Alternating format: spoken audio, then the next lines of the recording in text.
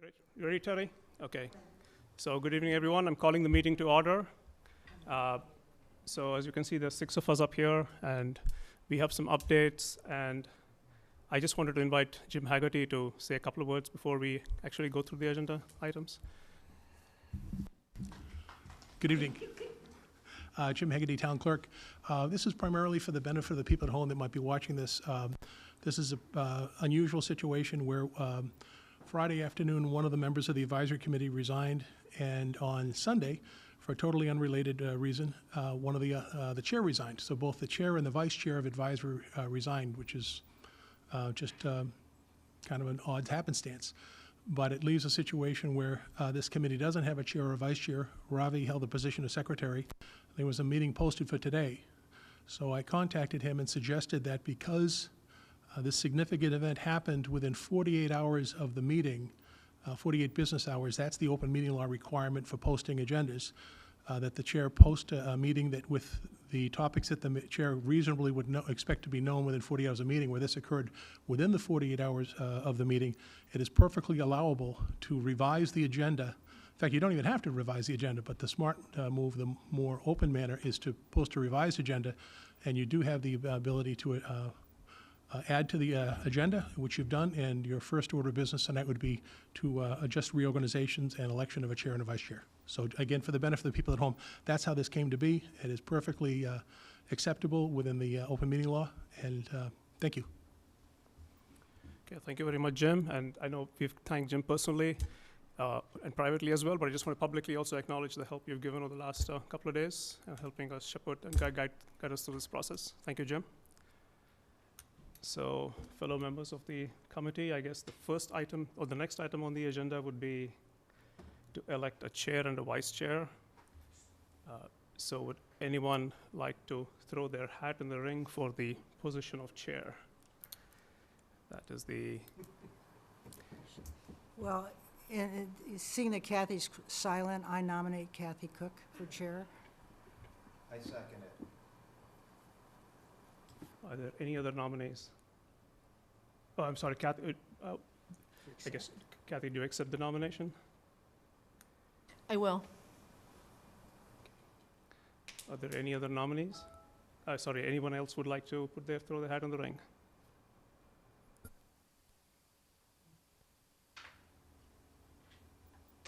I guess not.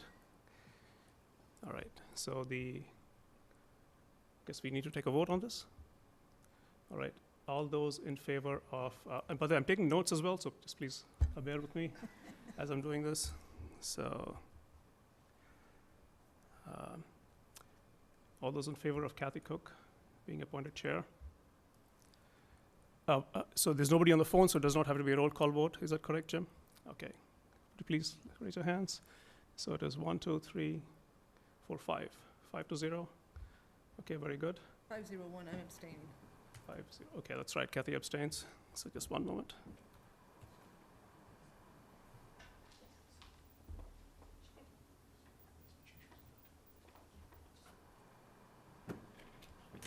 So since now we have a chair, I believe the correct thing to do would be to pass over the chairmanship of this current session to the new chair.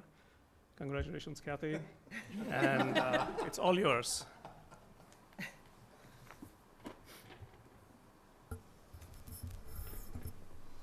So obviously I'm well prepared for this tonight.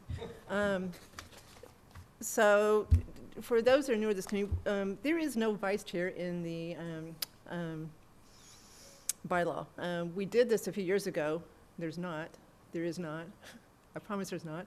We did it a few years ago, and you were on advisory when we did because nobody wanted to be chair. So whoever finally agreed to be chair said, I'll do it if somebody else will be we do a vice chair. So the vice chair could run the meetings when the chair wasn't there. So that's kind of the history of the vice chair. So vice chair, as we've seen, is needed and very important.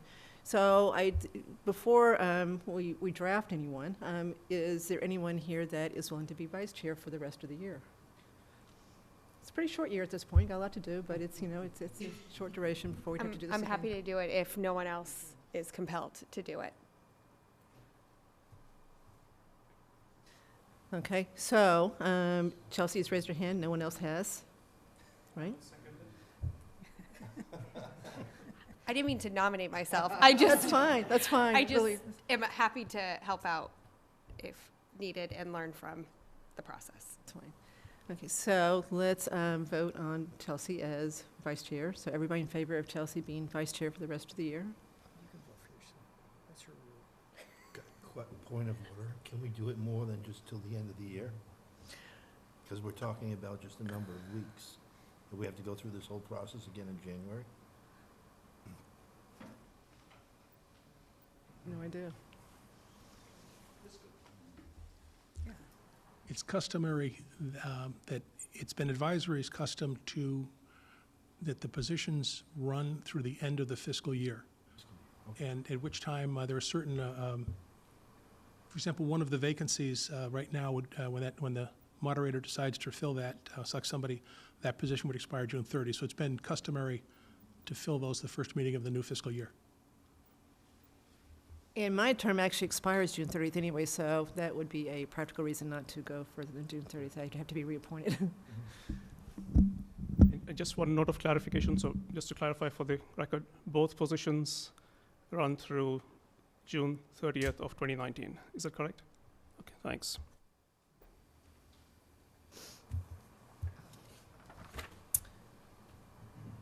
So, Doreen, are you ready? Okay, so the main thing on our agenda tonight is rec.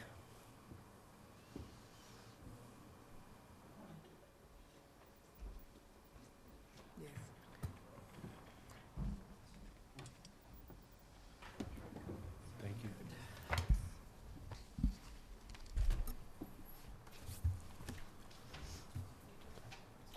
Doreen, do you have some more?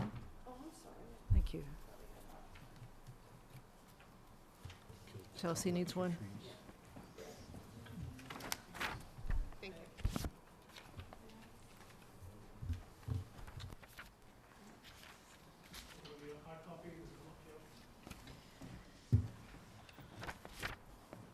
So is everyone here that you wanted here? Kristen will hopefully be here soon. She's the only other one. We just don't have a lot else on our agenda but this, so we should go ahead and get started. Yeah. And she can certainly Yeah, that's fine. join us when she gets here. Okay. So I'd like to introduce Donald Dumont. He's a new member to our commission, and he helped me put this presentation together. Actually, he did most of the work, so. And he's going to do the presenting tonight. Great, thank you. Very nice to meet you all. It's, I think, month 2 or 3, so I may not have all the answers, but one of the objectives in even doing the presentation for me was actually to get a better understanding of what's under the scope of the Recreation Commission and Department. And so it was very helpful for Doreen to sort of walk me through some of the programs and initiatives the department coordinates, and then to get a better understanding for some of the numbers behind the scenes.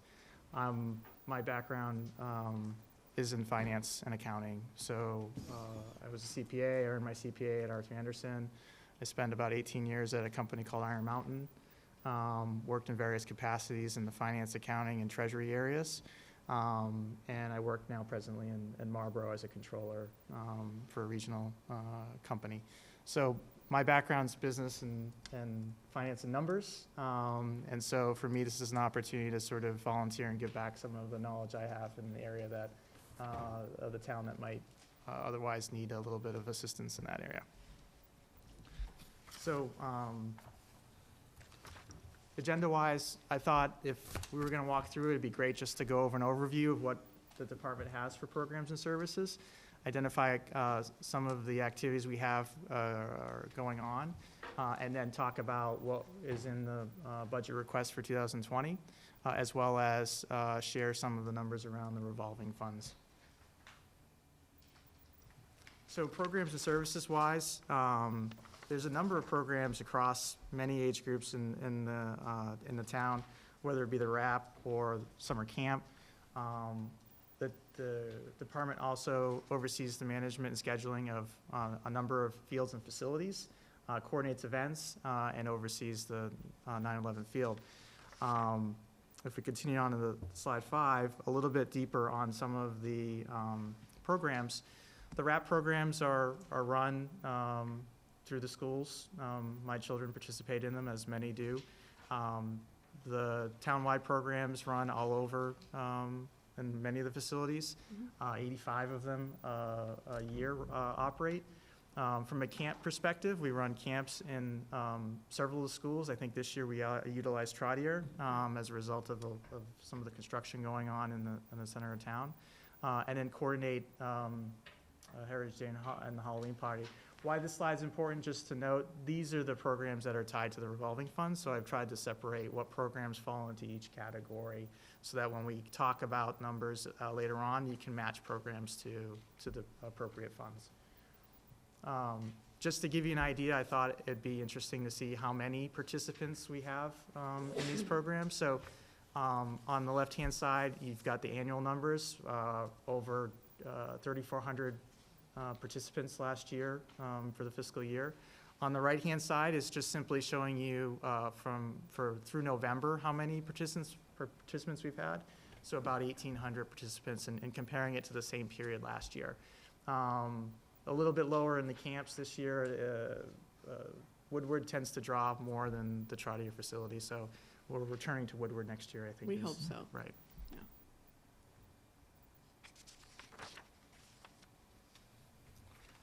As far as the facilities and the fields, facilities meaning some of the schools, and there's a list of those at the bottom here to give you a sense of the scope of it. These facilities we charge user fees for, typically based on head count of participants. Those fees are directed directly into the general fund of the town. The maintenance for the fields and the facilities fall into other budgets. If it's the fields themselves, those reside with the Department of Public Works, and if it's the school buildings themselves, then the schools have those. I also presented here as well sort of our user counts as well we don't have 18 sort of nailed down yet. We were scrambling to get all this done in a very short period of time. So hopefully we can build on these in the future if we come back again and can give you sort of year-over-year comparisons. But about, as you can tell, between 1,700 to 1,800 users out on the fields and in the facilities, so basketball, soccer, and baseball. This excludes the utilization of 9/11 that's addressed in a different revolving fund, so we've excluded those counts from this category. The department also helps support events during the course of the year. So recently, a lot of effort went into the Gobble Wobble on Thanksgiving. Over 850 participants, I think, or signed up at least. Whether they ran in the cold is a different story, but the department provides administrative support for those programs, including summer nights as well. These are not funded through any of the funds or any of the revolving funds. These are funded exclusively through donations and sponsorships through the Friends of Southborough Recreation. The department simply provides support to help make sure that they go off in coordination. And then the last bucket is the 9/11 Memorial Field that reopened this year. There's a specific revolving fund that captures user fees for that and is designated to support maintenance and ongoing support of the bond payments. This is our access to this location is granted through agreements with the Commonwealth of Massachusetts in various departments. So for the current year budget, within the actual budget request, it's a fairly simple structure. There are two full-time individuals in the department. There's a director and a program coordinator. Also within the budget is a fee, a pilot payment fee that is paid to the Commonwealth of Massachusetts. The town receives money back through the general fund, effectively washes those payments, but they're reflected here for the purposes of the town accounting process. During the course, or you can see there's an increase in the salaries this year. Doreen's announced her retirement from the department and will be seeking a replacement effective July 1 of 2019. We've requested the slotting of a midpoint in the salary range survey that was performed to help us attract a good candidate to hopefully somehow carry us through after Doreen leaves. For this year, from a capital perspective, we have one request. We've requested $120,000 for turf field design. Our request would include preliminary design around the field, but also leveraging consultative efforts. Projects such as this typically involve funding from numerous sources, not simply town funds. So whether it be grants from other government bodies or nonprofit organizations, or fundraising efforts, or sponsorships, et cetera, those programs and opportunities aren't necessarily things that we're well versed to tap on our own, and could use some assistance to help figure out the best way to afford projects such as this. Presently, our focus for the design is on the choke fields at Woodward. Our reason for moving in that particular direction is those fields are already lighted. It doesn't require any additional investment to put lights in, and lighted fields are by far the more optimal solution for deploying such an investment. It allows us to leverage more time, get more users on the fields, and allow us to maximize the investment over that period of time. And so from that perspective, since the lights are already there, that presents us with a lower impact on the adjoining communities than maybe some other facilities might have. So that's where we'd like to focus our efforts for further evaluation here.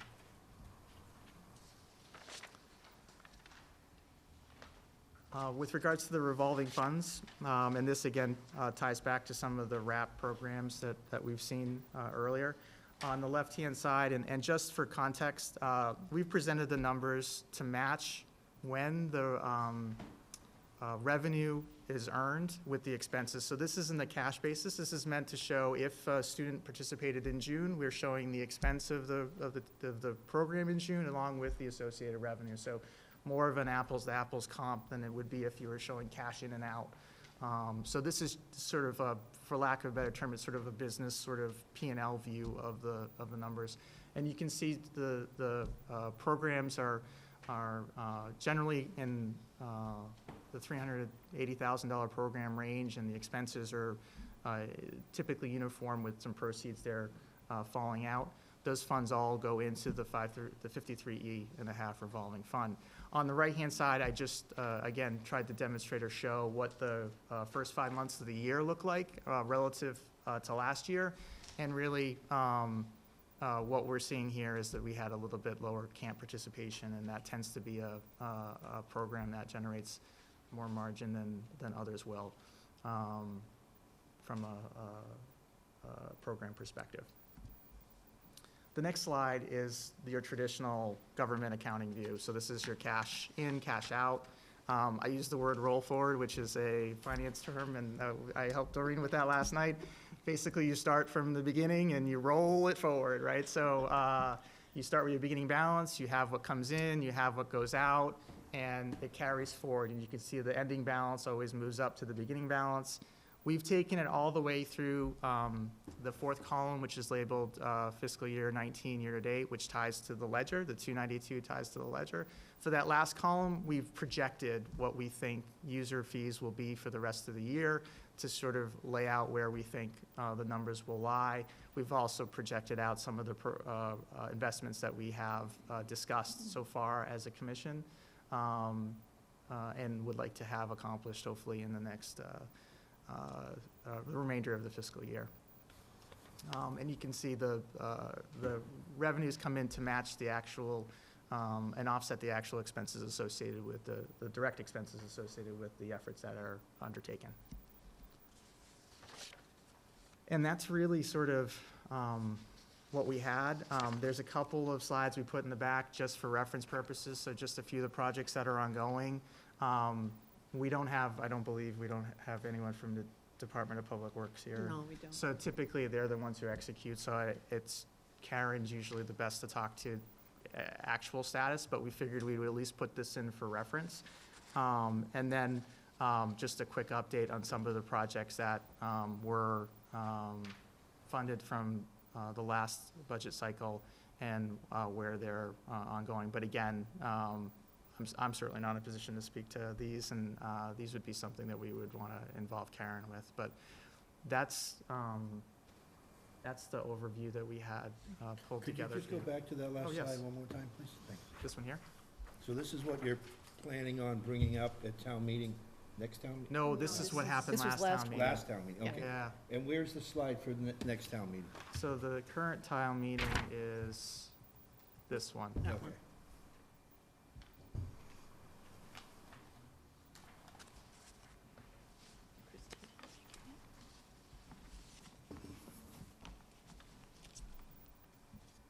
Do you have a packet? Did you have a spare one? Janet.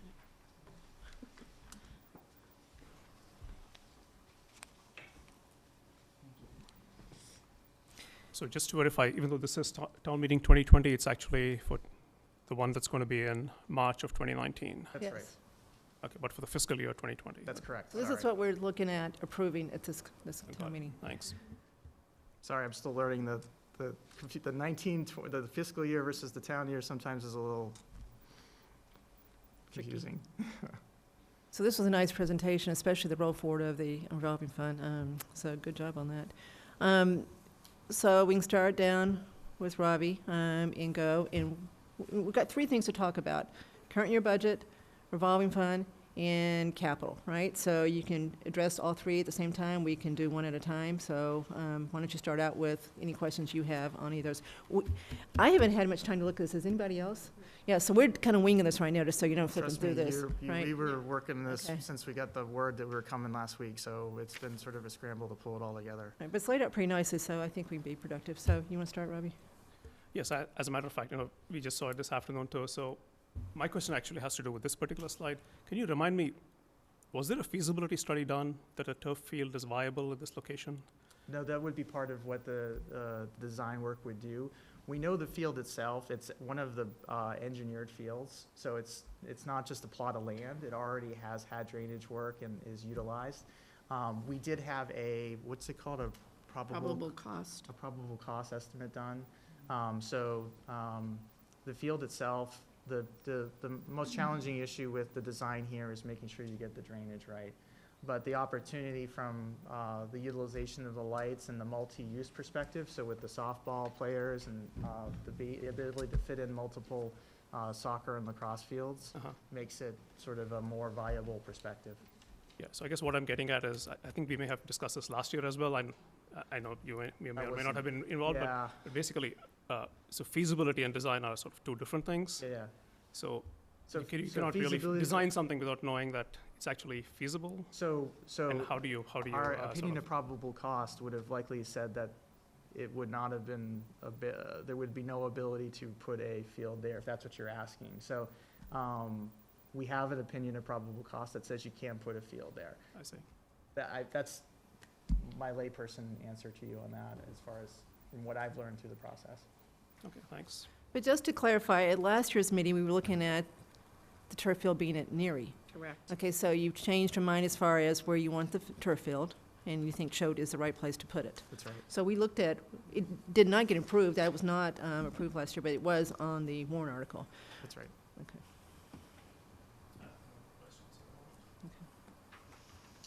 Kathy, you just took my question. I was wondering if Neary was off the table altogether now. So Kristen, why don't you come on up and, Sorry, Yeah, Kristen yourself. Laval, sorry I'm late. This is not going to move. So, Hi. so the original study recommended Neary for many reasons: the space, the parking, the size of the property, the field around it. I mean, there was lots of things that made it optimal, and at the time, they didn't think that 11 by 11 would fit in at Choate either. And then the lights, that's obviously a large factor in play. Since then, the lights went in at Choate, and for anybody who drove by or who participated, it was awesome. It was really fantastic having the lights there. It was actually a lifesaver this season in terms of the amount of times the fields were closed. having that extra playing ability at nighttime allowed us to really kind of save the season for a lot of teams. So, and it's actually new members that joined. So we've had, I'm sure you announced, we've had 2 new members since we last came and spoke to you. And they asked the question, they're like, hey, why not Choate? So we reopened the discussion, started looking at the property again. Obviously, the lights being there is huge. And then one other key contributing factor was that we did learn that in the Board of Selectmen prioritization meeting, some questions started coming up about, and I don't want to speak at length about it because I'm not familiar with all the details, but we were made aware that the Board of Selectmen were looking at down the road potential projects involving Woodward and Neary that may involve the Neary footprint changing. And with the Neary footprint changing, would people really be wanting to put in a significant investment in a turf field there, not knowing with certainty what was going to happen with the school?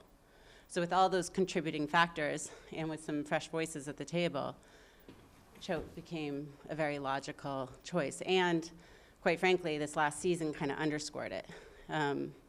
Just an unbelievable, for anyone familiar with sport, youth sports and whatnot, the rain this season was incredible. I wanted to get a number of times the fields were closed for this meeting. I haven't gotten it, but it was a ton. And Choate is just so heavily relied on for 7v7 and some of the younger ages. All these factors kind of came together and made it just a really good choice to go forward with.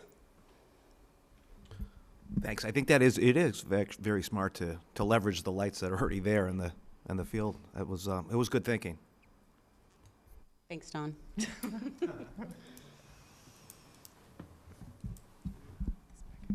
Do you ever run a program that doesn't break even? Or do you have a certain profit margin that you're looking at? We do, when we try a new program, it doesn't always make money, and we try and give it some time to see if it's going to develop more interest, and then we can keep running it. We do have programs that are just pass-free programs. So we run volleyball at night over at Woodward, and it's just enough to pay the coordinator that oversees the program. So it's just a pass-through program, and we don't make any money on it. It's just for the community. So there's some programs like that as well. But in terms of the programming, when we see something that's not doing well, we're constantly looking at what we're offering, what's not running well, and chess is a great example. We ran it for years. 10 years ago, it was huge, and it took a dip, and nobody was really signing up, so we took it off. And then we just brought it back again maybe 4 years ago, and now it's skyrocketing again. And you get the library running some chess too, so it's really doing well, and the people really enjoy it. So we'll keep it going as long as people want it. So do you give it, how many rounds do you give it on a new program until you say it's going to work, it's taking off, or It's not long. It's like not? maybe once or twice, Okay. we'll run it. Okay. And we showed the numbers for the programs run. Doreen schedules more than that, but you have a cutoff as to whether a program, if the participation isn't strong enough, she won't run it. 'Cause there's a lot of effort behind the scenes that goes into coordinating these programs and making sure they're not competing against each other, and the placement, it's like putting together 5 weddings at one time. So, you don't want to spend an awful lot of time if you know it's not going to do too well. Right. And can you kind of explain how many options there are for your after-school, before-school program, and how you sign up for that? So is it an hour? You can do 3 days a week? Is there a lot of flexibility with it? Kind of how does that program work? The after-school programs? Yeah, and is it before school as well? We have a few before school. The actual schools run some programs, and we try not to compete against those. So we don't do too many before school. We concentrate on the after school.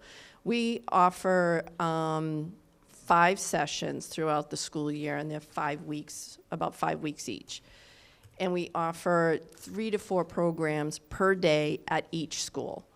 So there's quite a few programs running at the same time. And then probably, at each school, we probably have to cancel between 2 and 5 due to low enrollment. But it's rare. And you know, they run like clockwork. And Jen does a fantastic job with these programs, and there's quite a few running all the time. So each school has their own, so so you're not busing kids to other schools to consolidate? Correct. So we have some programs that run off-site. So we try and keep Okay. them at the schools. We have pottery, thanks to the Art Council's equipment down in the basement. They allow us to use it. So we're driving kids from the schools to there. We have golf that runs in Westboro, and we drive the kids from there to the golf. And so there's a few programs. Art Expressions, we bring kids there. So skiing, so expressions, and there's all different things. So we do some off-site programming. Okay. And what kind of employees work the RAP program? Is it teachers? Is it high school students? It's a combination. We outsource we contract vendors. There's vendors out there that run programs, science and math and things like that. We have some teachers. And sometimes we bring in some of the high school kids. We really prefer to have adults. So sometimes we'll bring high school kids in if we need assistance, and it kind of helps them, you know, learn and grow with the program. Okay, thank you. And you have one capital request for the next town meeting? Correct. Okay. And you mentioned that summer nights was based on donations, so there's no funding that you do other than paying for your administrative staff to help Correct. do it? Okay. And is there a reason why recreation isn't self-funded in general? We really couldn't self-fund ourselves. We don't make enough to do that. We would have to not only cover salaries, but also the insurance that goes with it, that's required by the 53E&a-half.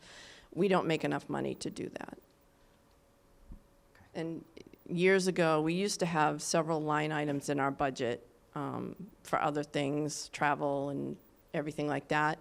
We completely wiped those out and moved them over to the revolving fund. So I've requested that we at least keep just the 2 employees in there, and that's it. I won't ask for any more.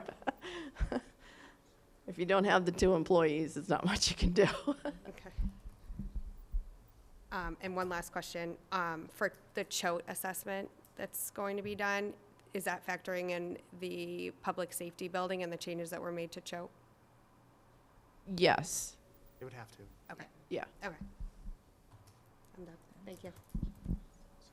I think that Chelsea asked every question I could think of for about 3 days. No, it's good, it's good. The only other one is, what if we put off the turf field? This is such a difficult year. What if we put off that capital expense? So our thought process is this, these things take a lot of time. So we've learned that, right, from even just last year's expenditures. We're still waiting until the time at which those projects can be done. So we get that the turf's not going in, you know, next year. That's the significant part of the cost. What we'd like to do is start to prepare the town for the point at which we can afford it. We have an opinion of probable costs that's in the capital plan. But now what we need to do and what the design and consulting costs would let us do is to start really understand what that plan could look like. For example, that can be a phased project. That does not have to be done all at once. We spoke with the firm that put together opinion of probable costs, and it can be broken up. So it could be spread across a couple of years.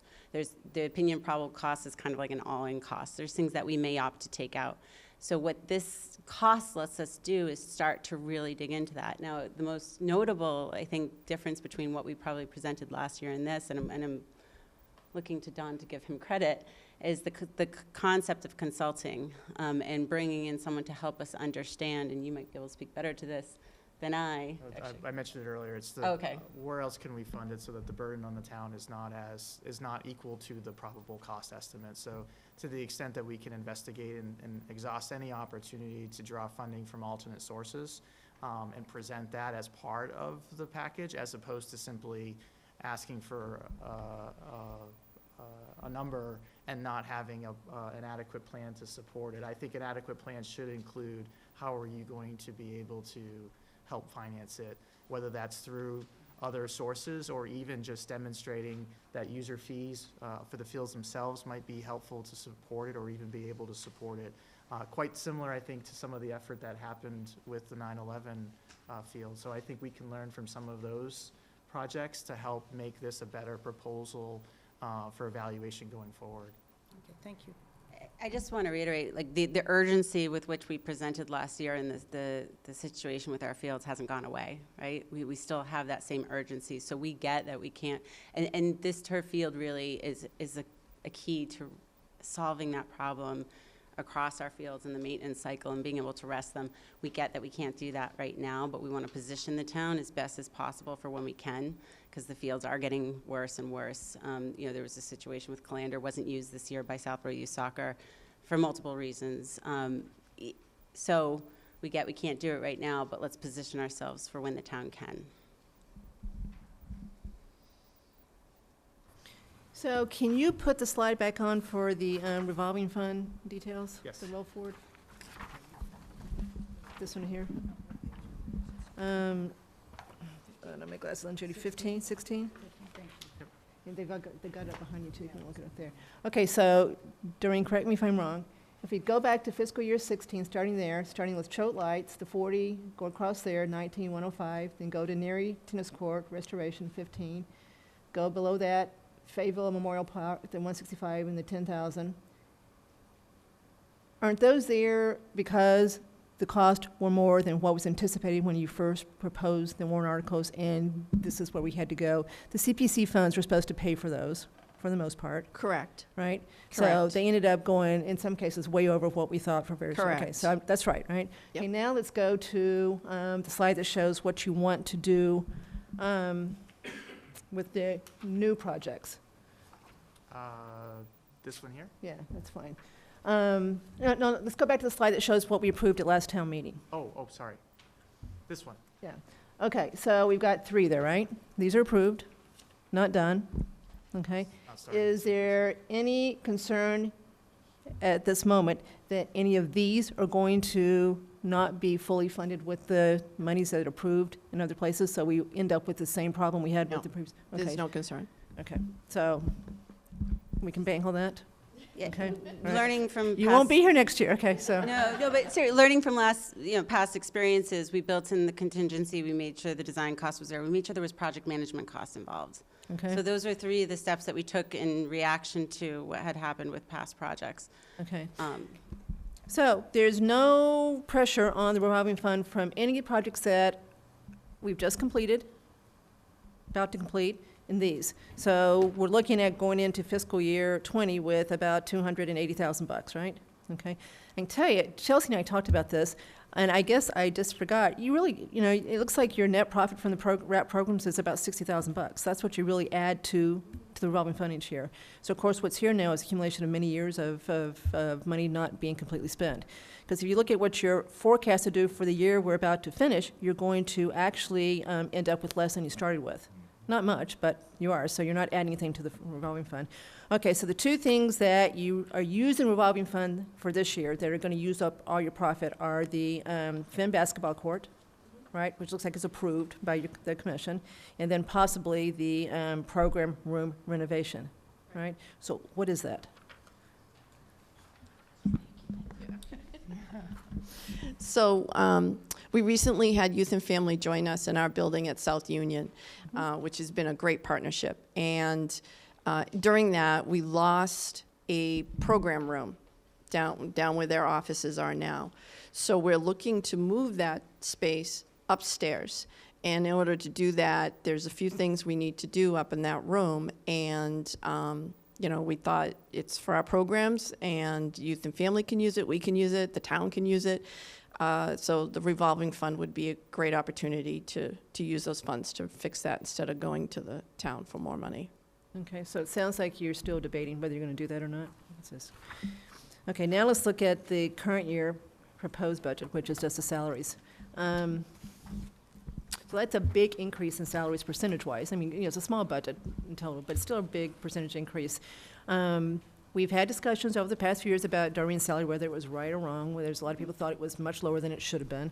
So you're confident you've got the right number for the, for her replacement as far as what you want to? So as a commission, we discussed it and landed at the basically just under the midpoint, I believe, of the SAP salary range. That's what we've requested. Obviously, what the candidate may ultimately negotiate, whether it hits that level or not, we'll go through the personnel process for that, which I don't really fully grasp the personnel process, but that's the placeholder we have put Those two in people. to help us secure somebody that would Okay. have the right skills. Can you split it between the two salaries so we know? What's the director's salary? 79, yeah. Sorry. But it just So- got, with the Board of Selectmen's direction, that's going to be reduced. So 79.5 is 6%. what's in the 137 for the Reduce that new about director? 2,000. That's right. Okay. Did you just say? I think it'll be reduced about $2,000 with the, Budget that's in front of us is Yeah. going to be reduced? yeah. Brian, I think that's right. Do you know off the top of your head? Well, they're reducing everything, So, so everybody's going to get hit. yeah. Okay. I should know this, but I don't. Why does the pilot payment for the 9/11 go through this? So the pilot payment, the DCR pays the town what they feel is I can't think of the word, Tax fair value. assessment of the property. So then we're taking that money in, but then we're going to take it and give it back because they charge us a pilot payment for the use of the Okay, property. do that one more time. So we get a payment from DCR Correct. for whatever they think the appropriate, and they don't Yes. call it a pilot payment to us? I think they do call it a I do pilot too. payment. Okay. Do you Jim- know what Jim was very involved in the Yeah. 9/11 fields. Jim Hegarty, resident, 14 Maple Crest Drive. I had some involvement with this. The gist of it is the DCR pays the town a pilot payment for a calculation they have with the assessor here as to what taxes would be brought on the value of the property that DCR uses. So they assess that roughly $10,000 is what is part of the payment that they pay for the land used by 9/11, about 4 acres, basically. That's included in a large payment that DCR sends to the town. So they send that, and that goes right into free cash. It just disappears. So the town gets it in one pocket, and this is the town paying it back in the other pocket. Because the state, for whatever reason, it just doesn't make any sense. I mean, they should have just netted the 10 grand out. Instead of giving us 10, asking us to pay it back, it made sense. So this is just a wash. So it's exactly the same number? Yes, Okay. exactly.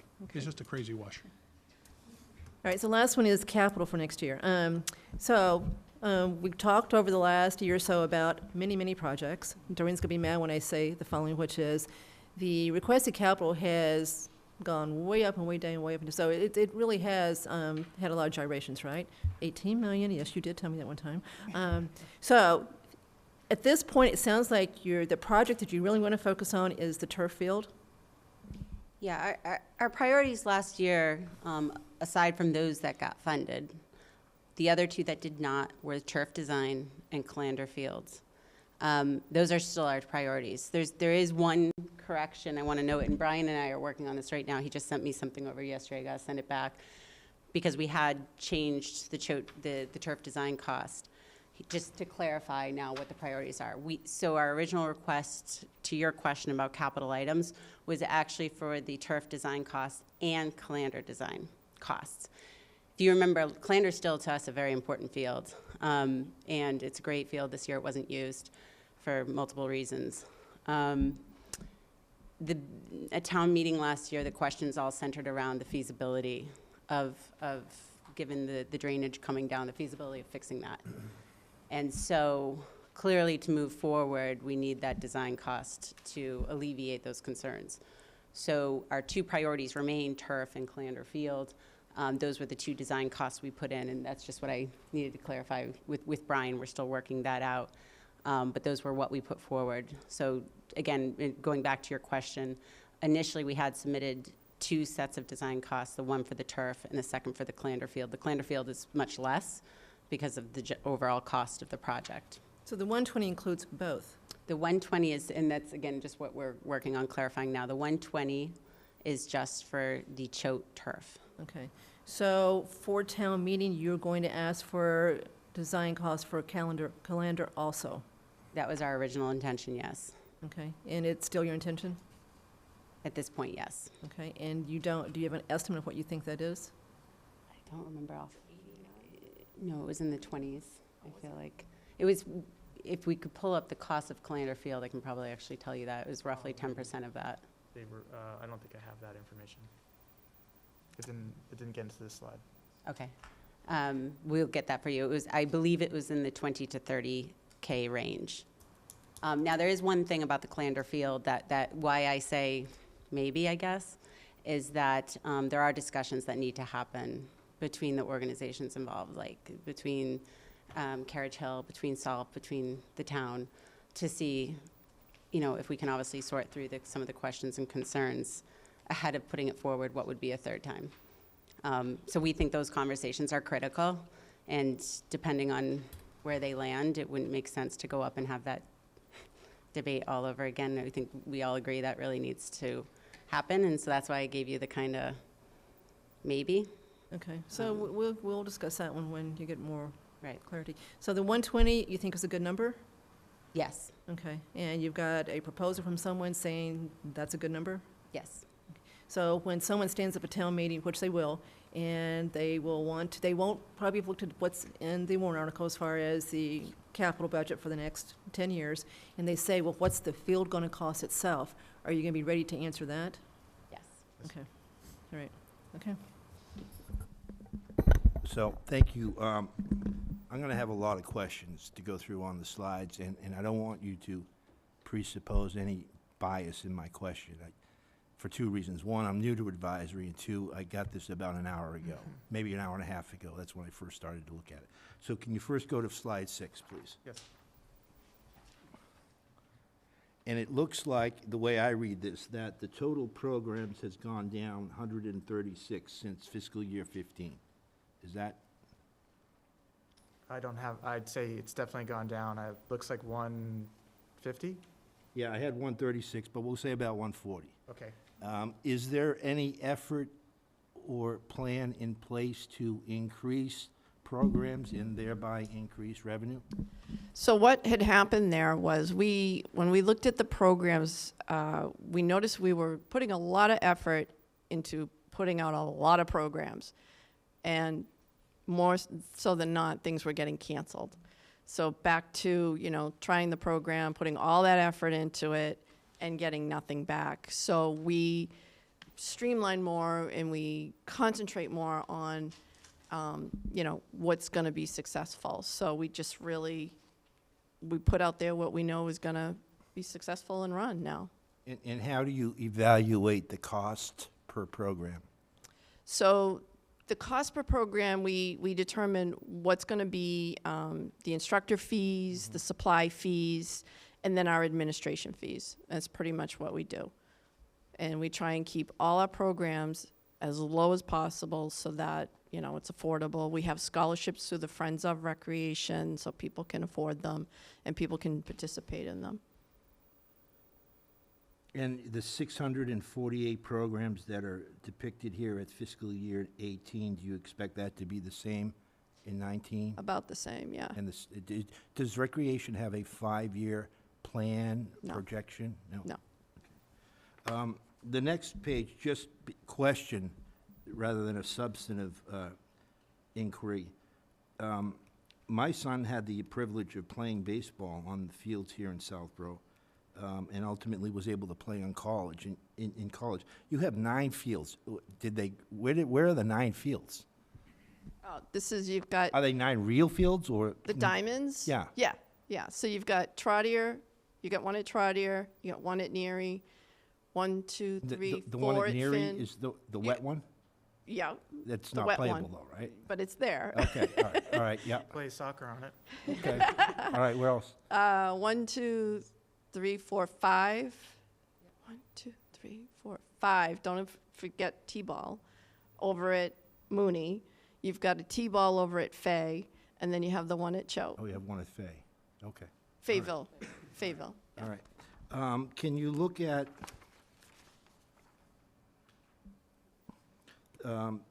page 11, the budget? Chelsea asked why recreation is not self-funding, and Doreen, you answered that. In order for recreation to be self-funding for fiscal year 2020, would it have to come up with an additional 147,714 somewhere? Actually, it would be more because you need to roll in the benefits for each Do person. you know how much more? Well, about 25,000 per person? So another 50? Oh, sorry.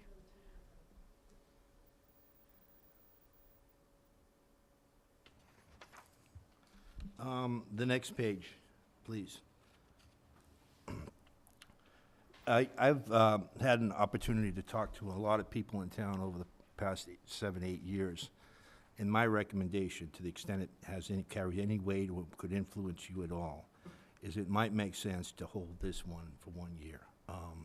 Given the condition that we are here in the budget, and where we are on recreation programs stacked up, so to speak, to be done, put forward, my recommendation, and again, you can either listen to it or not, is to put the brakes on for 1 year, and also, to the extent that you can, try to increase that self-funding, because the next slide I want to ask you is on slide 14. It appears, and again, correct me if I'm wrong, but the revenues have essentially been static from fiscal year 15, right? I think you stand a better chance on your warrant articles if the revenue increases or has a movement upwards when you go and ask for additional money. And it may show an effort, a sensitivity, call it whatever you want.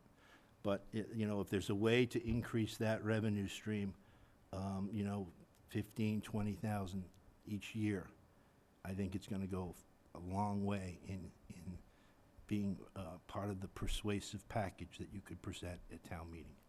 Again, that's just my Thank you. my suggestion.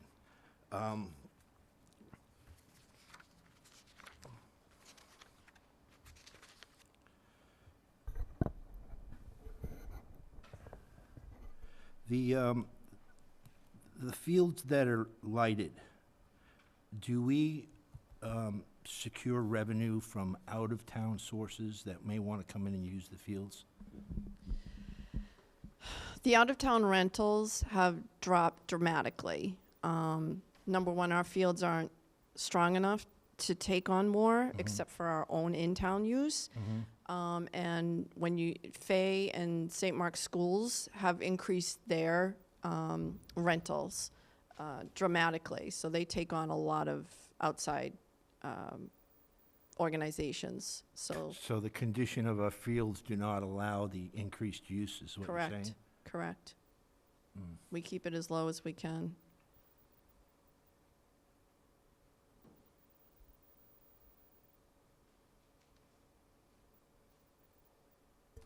Or may I ask a follow-up to that question, Sure, John? yeah. So could a potential short turf field be a revenue source? And has that been, So we haven't done the study or the consultative aspects of it, but I would expect be. it would be a revenue source. because it could potentially handle more? With lighting, More you have games. more hours, and with turf, you have no issues with regards to weather and deterioration of playing surfaces. So certainly, it should be something that we look at heavily in order to justify the investment. So, I'm sorry. If Choate may be a potential revenue source, I would absolutely do that analysis before Absolutely. town Oh, meeting. we will be, yeah, it will be. As part of the package that you Yeah. present. So for an example, for 9/11 Field, that has no lights, and that generates about 45 to maybe 60 a year sometimes, and that's without lights. And that's without we never published that field. We didn't publicly put it out there. People just came to us. Already over the summer, when the field opened, I sent emails out to all the ADs in the local area, the colleges, and we increased our summer hours about 200 hours just doing that. So I think Choate is a viable option, and we definitely will do those stats when the time comes. In the 9/11 increased usage, the 200 hours, the total uses, are there still periods of time where the field is not being used and it could be rented? It's very little right now. It's pretty much jam-packed. And that's throughout the course of its usable life, based upon the weather? Yeah. Is that the only so-called money-making field in town that we have? Yes. The lights, when they go in at Mooney, et cetera, is there an expectation that other teams may come to use that field? It's going to be very limited because we have a policy set in place that we have we developed with the abutters in terms of the lights, and they shut off at 9 o'clock or 9:15. So, and it's, I'm trying to remember if there was some restrictions on, I think we can't do tournaments and things like that with those lights and for the abutters. You know, it's kind of like a compromise, so.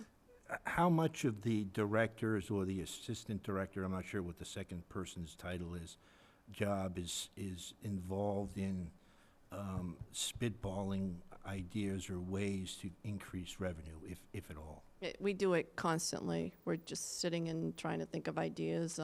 When should we increase program fees, or, you know, again, we're constantly looking at when not to run a program, and are there new programs out there? We talk to local, other directors. I belong to the center. I run the central directors group, and we constantly share ideas and things like that. So My crystal ball tends to be opaque, but, you know, given the current fiscal condition the town is now, but also projecting forward, I think it would make a lot of sense to make every effort possible to increase your revenue as much as you can and get to that self-funding point at some point, whether it's 5, 10 years from now. yeah, I don't disagree with you. Yep. I think it's a goal that should be considered. There's a lot of, recently in the last maybe 5 years, a lot of other organizations that we're competing with. And that's been a huge challenge. They've offered free programming or, you know, just programs on their own. So we do find that to be a challenge.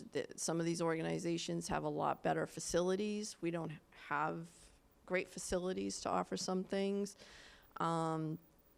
So there's challenges to that, but it's not, they're not, I think it's a great point, and I Yeah. think certainly as someone who's joined, and as we unfortunately have to find a new person, but it's something that we will look at closely as we evaluate folks for a replacement position. They will have to sort of have this mindset to some Ways to extent. market, perhaps. And sophistication or savvy in the areas of social media and how they can get to the populace and sort of encourage programs and ensure that we can grow. So I can speak for myself, at least, that's certainly something that I would be attuned to as we consider folks that may be available or interested in the position. Now, this might be a hornet's nest, but I'm going to kick it anyway. You also provide a tremendous service to the schools in terms of the after-school programs. You help out families, you help out school that you avoid school situations. In other words, they don't exist because the kids have somewhere to go for a certain period of time.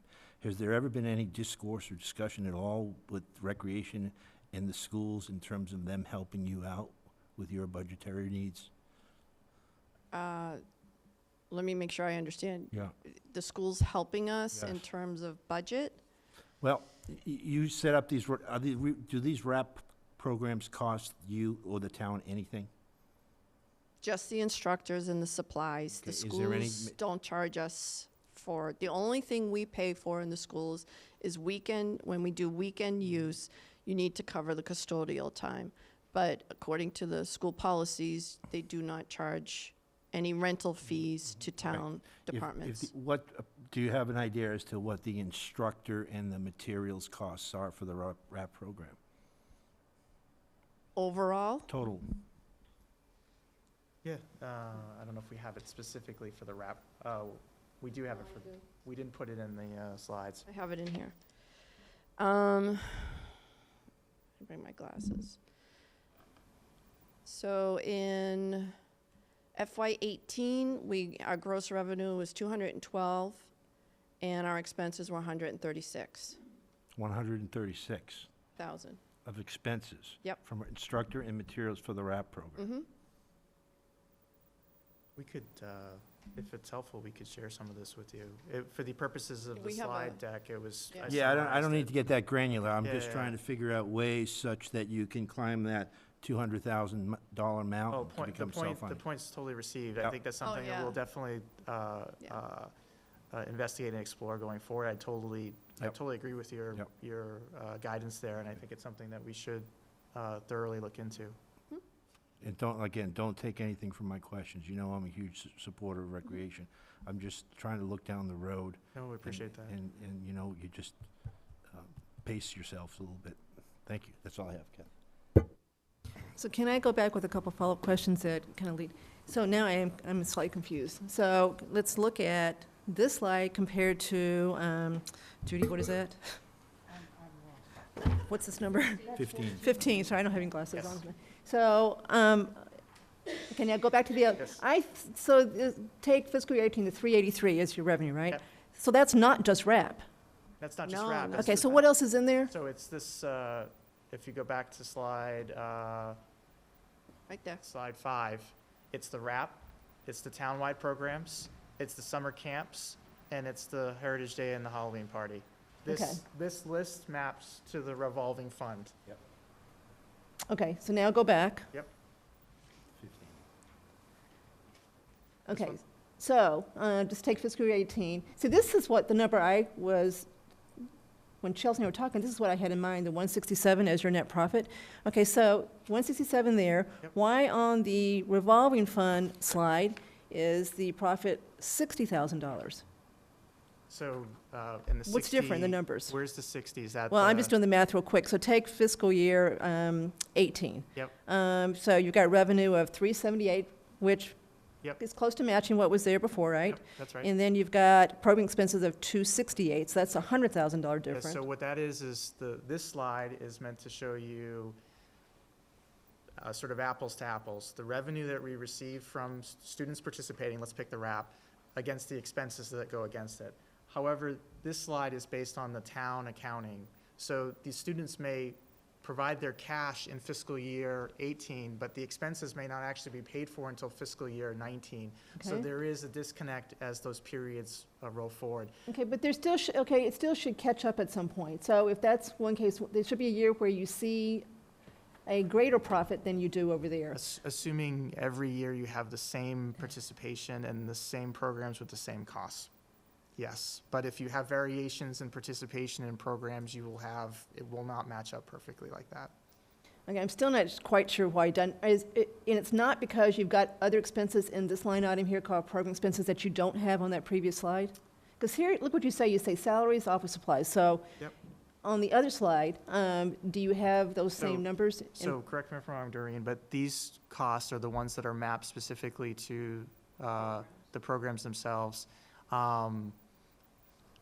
It's a good, for me, it's a learning experience to get into all of these numbers.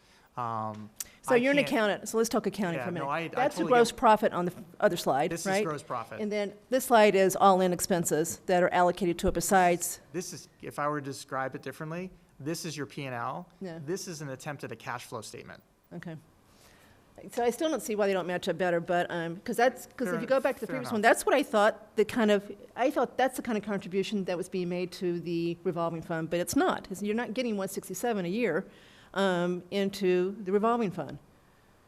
Well, now I'm confused. At least not here, you're not. What are So- you getting into the revolving fund? It's a lot less. So, I'd have to, what I would want to do to sort of make this a better connection is I would pull out the facility investments because none of those are reflected in any of the program slides here, this particular number. And so from an apples to apples perspective, to try to address your question, I would focus exclusively on the cash receipts against the program expenses and see how that shakes out.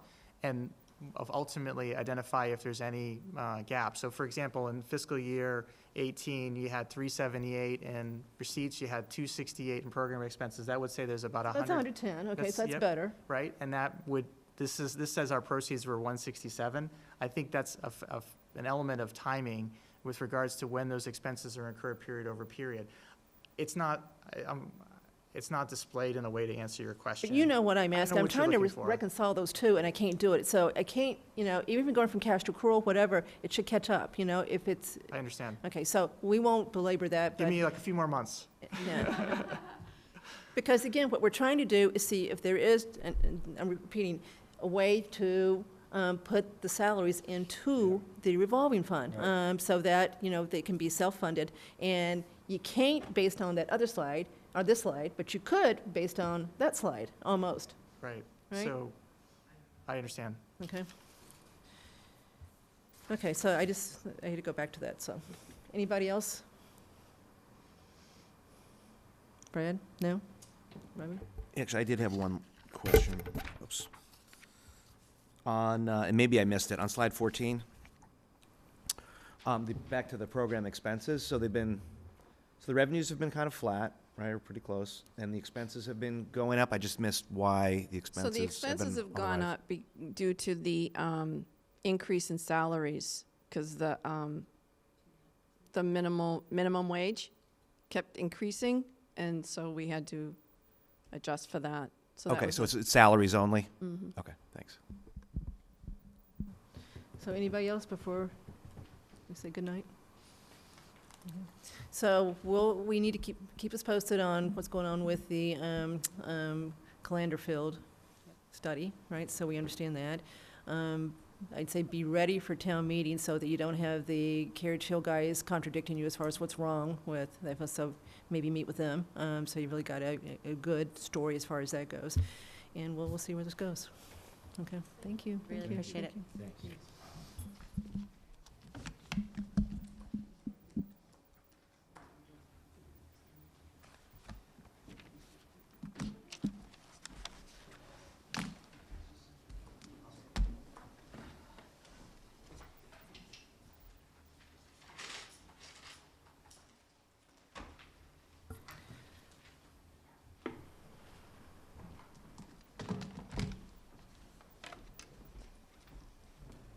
Okay, thank you. Okay. Okay, thank you.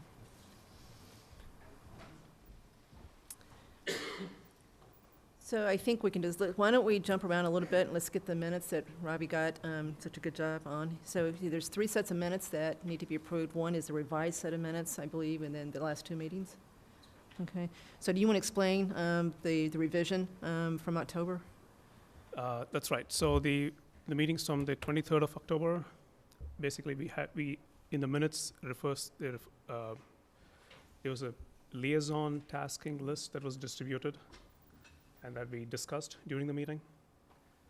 However, it was not listed in the items that were discussed.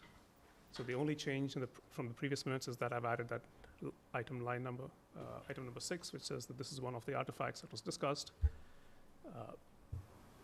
And Okay. that's, we would like to include that. Everybody understand? They're fine? Okay, so can someone make a motion to approve the amended meetings from October 23rd? So I'd like to make a motion to, sorry. Okay, you got a second? Did you make a motion, Judy? I moved to do it, yeah. Okay, I will second it. All in favor? So I'm going to abstain, I was not here. So 1, 2, 3, 4, 5, 0. 501.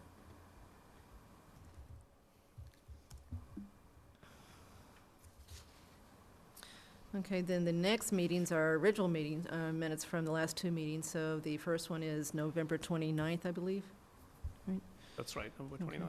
Okay. So anybody have any questions, comments, changes? Okay. All right. So Judy? Move to approve. What's the date? November 29th. November 29th minutes. I second it. All in favor? So again, 501. Sorry.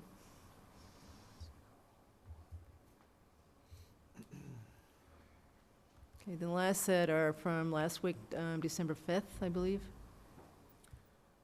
That's correct, from December 5th. Okay. Any comments, changes, edits on December 5th? Move to approve the minutes of December 5th. I second. All in favor? So that's six 6-0. 6-0. Okay, all right, so we're all caught up there, that's good. Okay, so I think we need to spend the rest of the time talking about calendar and what we're going to try to get done, given the truncated calendar we've got. So let me just start off with a correction from something that was said at last meeting. We've got a little bit more time than what Adrian had said. I've talked to Brian, I talked to Mark Purple, so what we need to do is make as many votes as we can, or do as many votes as we can, as far as warrant articles, before they go to the publication, right? So we've got to February 11th, it sounds like, to take a position on anything that we think we should. There's usually a few that we don't take a position for until town meeting. I'm not sure there's going to be a whole lot of controversy this time from what I've read. So we may be able to take a position on all of them, but we've got another month beyond what we were told last week. So if we, assuming everybody wants to stick with Tuesdays, right? Okay. So January 1st is a Tuesday. I believe the Board of Selectmen are going to try to meet on January 2nd. So that's the meeting we should call. We should have a joint meeting with them because they're going to probably decide what they want to do for the budget. So I think we should be there for that one. So that'd be the first one we'd go to. That would be January 2nd? January 2nd, yes, the Wednesday. Okay. And then I've got a That's a joint meeting with the Board of Selectmen? Yeah, so we'll post a joint meeting so that we can speak and we can all be there and be in compliance. For those that have kids in school right now, does Southborough School still do the Tuesday after Martin Luther as a holiday like they used to? I honestly don't know. Does anybody know? They used to, say, oh, they took off Monday and Tuesday. Southborough would go, I mean, we go skiing. So it may not be anymore. I'm out of this, you know. Okay, so you think we are going to be in school the Tuesday after Martin Luther? Okay, so let us know real quick, okay? All right, so if that's the case, then what I think we should do is plan on meeting every Tuesday, starting with January 15th through February 6th. And if it turns out we don't need that many meetings, we won't do it. But we've got to start. And we've got to start voting on articles. We should have the budget on the 15th. We should know what the selectmen have approved. We should know what Brian and Mark have decided that they think is appropriate based on their direction from the Board of Selectmen. So we should be able to start voting on the 15th. Okay? All right.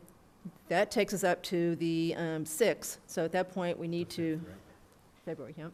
Yep, so that's 1, 2, 3, 4, I think, besides the joint meeting of the Board of Selectmen. 15th, 22nd, 29th, and the 5th, right? Okay.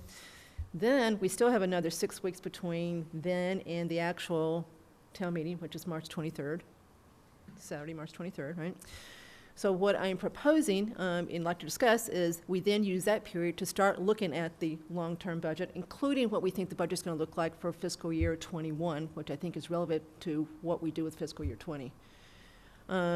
We can do other things too. There's other things we can look at during that period, but if we just get the budget part out of the way that we need to vote on before then, and then spend that 6 weeks looking at bigger picture stuff, the whole picture, so that we're really ready to address, you know, this what looks like it's going to be a significant real estate tax increase year over year. I think it might be a good use of our time.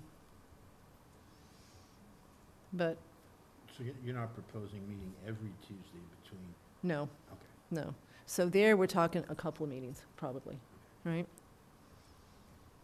So schools only take off Martin Luther Day. Okay, all right, so we're not going to run afoul of that one. So let's run through the dates again. 15th? So January 2nd, well, actually, I missed one. Sorry, I missed one. So January 2nd is the joint meeting with the Board of Selectmen, right? Yeah. Then the next one would be January the 8th, right? That's a Tuesday? Yep. So I missed that one. So 8th, 15th, 22nd, 29th, and 5th. So 5 meetings, which I know is going to be hard, but we may not need them all. but we at least should start, and so we know we're going to get this done, so we can take a position as much as we possibly want to before they have to go to the printer. Okay?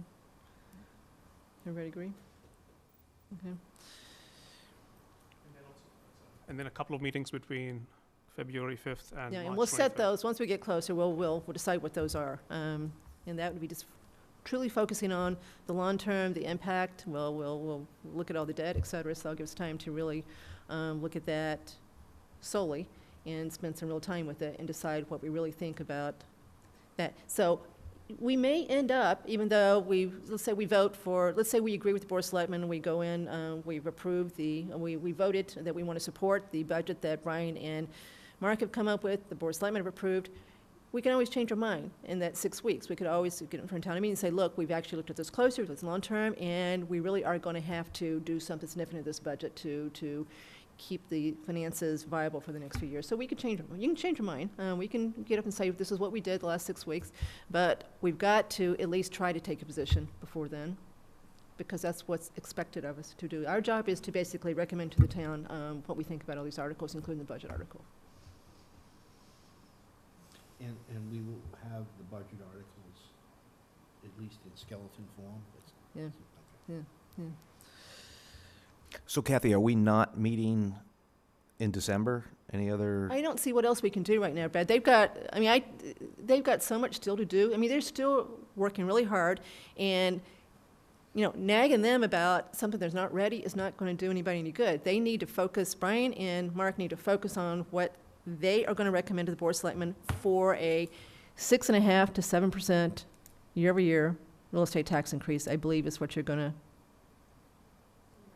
right? Okay. Right. And us calling and saying, can we have it when there's nothing to have yet? I don't see any point of going much further until we get a budget in front of us. We can see the whole thing, the whole impact on taxes, and then start taking a look at things that we might be able to propose to do, hopefully to reduce it. Okay.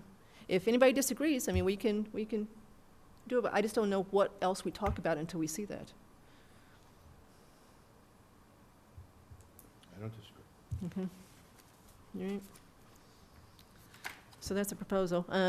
So I don't have, I didn't know I was going to do this tonight, so I don't have anything else on here to really talk about, so.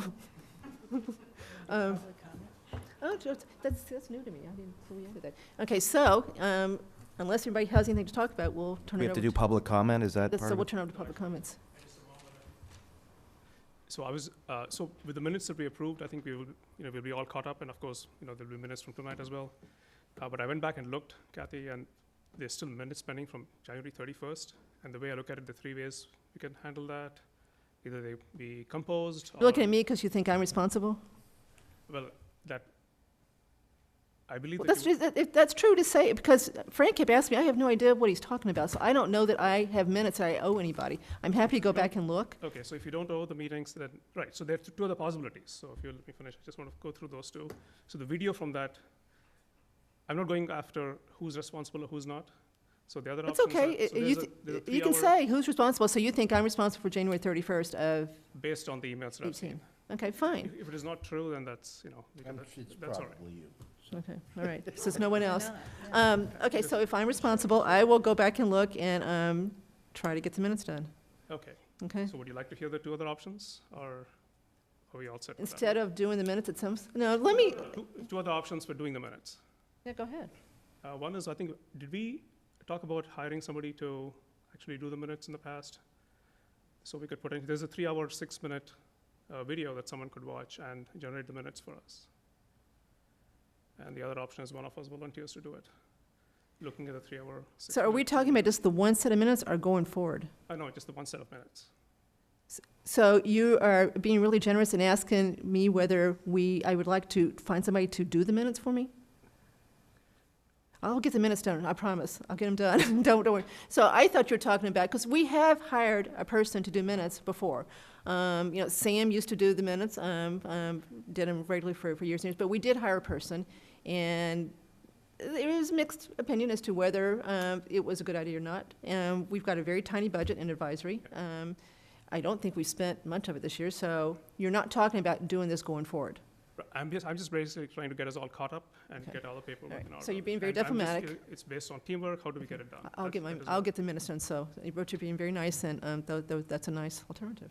Okay, thank you. All right. I try to do my best. Okay, so the only thing I know left to do is do public comments. So come on, public. Want to move to adjourn? Yeah. So nobody wants to say anything? Paul? Nothing? Can I just, again, I've only been on advisory a short time. I'd like to acknowledge and thank both Adrian and Frank.